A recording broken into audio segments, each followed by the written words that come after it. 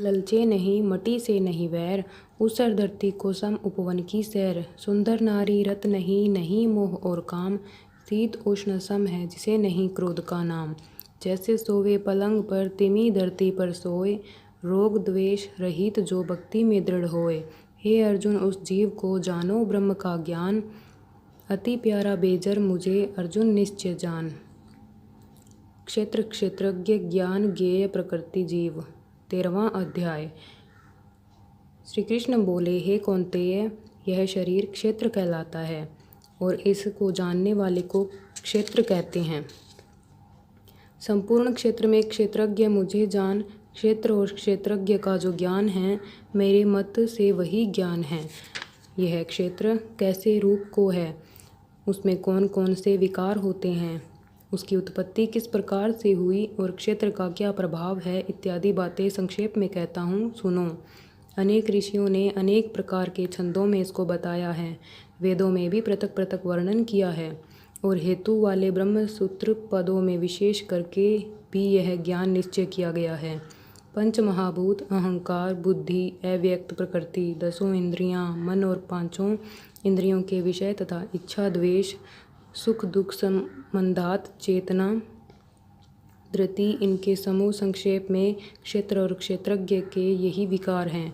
मान और पाखंड से रहित, अहिंसा, सहनशीलता, सरलता, गुरु की सेवा, पवित्रता, अपने मन का संयम, इंद्रियों के विषय से विरक्ति, अहंकार रहित और जन्म मृत्यु, बुढ़ापा, रोग, दुखादि दोनों को देखना, पुत्र स्त्री ग्रह इत्यादि में आसक्ति न करना और इनमें अपने मन को सुखी दुखी न मानना और इष्ट अनिष्ट की प्राप्ति में हर्ष विषाद रहित रहना, अनन्य भाव से मेरी भक्ति एकांत में रहना, जन समूह में रहने से विराग, सदा स्मरण रहना कि मैं परम परमात्मा का ही अंश हूँ, ज्ञान प्राप्ति के उद्देश्य से मोक्ष को सबसे श्रेष्ठ मानना, इसे ही ज्ञान कहते हैं। इससे जो भिन्न है वह अज्ञान है। अब ज्ञेय का स्वरूप वर्णन करते हैं, जिसको जानकर मनुष्य को मोक्ष प्राप्त होता है। वह आदि रहित, बड़ों से बड़ा, अकथनीय होने से न सत्य ही कहा जा सकता है और न असत ही कहा जाता है। सब उसके हाथ और चरण हैं, सब और नेत्र, सिर और मुख हैं, सब और कान हैं। वह सब इंद्रियों के गुणों का प्रकाश है, पर उसकी कोई इंद्री नहीं है, जिसको किसी से आसक्ति नहीं है, पर जो सबका आधार है, जो स्वयं निर्गुण होने पर भी गुणी को भोगता है, जो सब भूतों के बाहर भीतर है तो भी चर और अचर है, जो अत्यंत सूक्ष्म होने के कारण जाना नहीं जाता, जो दूर भी और निकट भी है, जिसके विभाग नहीं होते, पर जो भिन्न भिन्न भागों में विभक्त है, समान रहता है, समस्त भूतों का पालन, नाश और उत्पन्न करने वाला वही ज्ञेय है। वह अंधकार से पर ज्योतिर्मान पदार्थों को ज्योति देता है, वही ज्ञान जानने योग्य पदार्थ ज्ञान के द्वारा जानने योग्य सबके हृदय में निवास करता है। इस प्रकार क्षेत्र ज्ञान और क्षेत्र इनको संक्षेप में कहा। इसे जानकर मेरा भक्त मेरे पद के योग्य होता है। प्रकृति और पुरुष दोनों ही अनादि है। विकारों और गुणों की उत्पत्ति प्रकृति से हुई है। कार्य और कारण को प्रकृति उत्पन्न करती है। पुरुष तो सुख और दुख का भोगता है। प्रकृति में पुरुष रहता है, प्रकृति के गुणों का उपभोग करता है, तदनुसार उत्तम तथा अधम योनि में जन्म लेता है। इस देह में उसे उपद्रष्टा, अनुमंता, भर्ता, भोक्ता, महेश्वर, परमात्मा और परम पुरुष कहते हैं।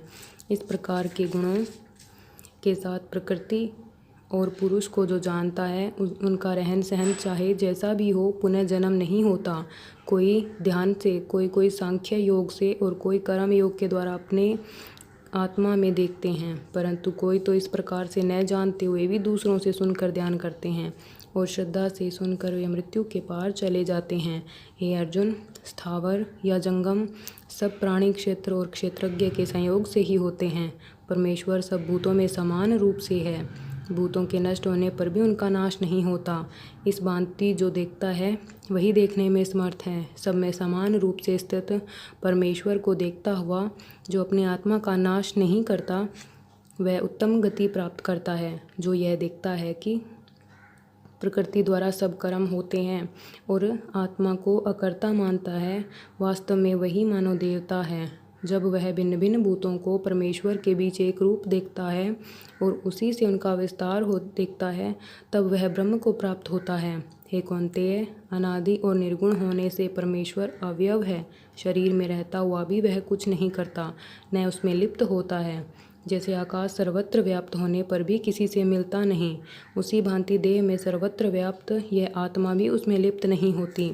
हे अर्जुन, जैसे एक ही सूर्य सारे लोकों को प्रकाशवान करता है, वैसे ही क्षेत्रज्ञ सारे क्षेत्र को प्रकाशवान करता है। जो लोग ज्ञान दृष्टि से क्षेत्रज्ञ का भेद तथा भूतों की प्रकृति देखकर मोक्ष का उपाय जान लेते हैं, वे परम पद को पा लेते हैं। 13वें अध्याय का महात्म्य। श्री नारायण जी बोले, हे लक्ष्मी, अब 13वें अध्याय का महात्म्य सुन। दक्षिण देश में हरिनाम नगर था। वहाँ एक व्याभिचारिणी स्त्री रहती थी। एक दिन एक पुरुष को वचन दिया कि तुम अमुक स्थान पर मैं तेरे पास आऊँगी, तुम वहाँ चलो। वह पुरुष किसी और वन में चला गया और वह स्त्री ढूंढती ढूंढती हैरान हो गई, पर मनुष्य न मिला। सांझ पड़ गई।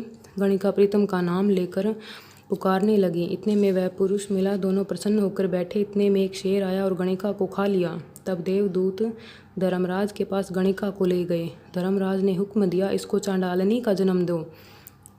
श्री नारायण जी कहते हैं, हे लक्ष्मी, उसने गणिका की देह त्याग चांडाली देह पाई। कई दिन पीछे एक दिन नर्मदा नदी के तट पर चलती थी। वहाँ क्या देखा कि एक साधु गीता जी के 13वें अध्याय का पाठ करता है। उसने सुन लिया। जब अध्याय पढ़ के भोग पाया, चांडाली के प्राण छूट गए और देवदेही पाई। आकाश से विमान आए, जिन पर बैठकर बैकुंठ को चली गई। तब श्री नारायण जी ने कहा कि हे लक्ष्मी, यह 13वें अध्याय का महात्म्य है। जो प्रीति के साथ पढ़ते हैं उनका फल कहाँ नहीं जाता। अनजानेपन से भी जो पढ़े तो परम धाम को प्राप्त होता है। जय श्री कृष्ण।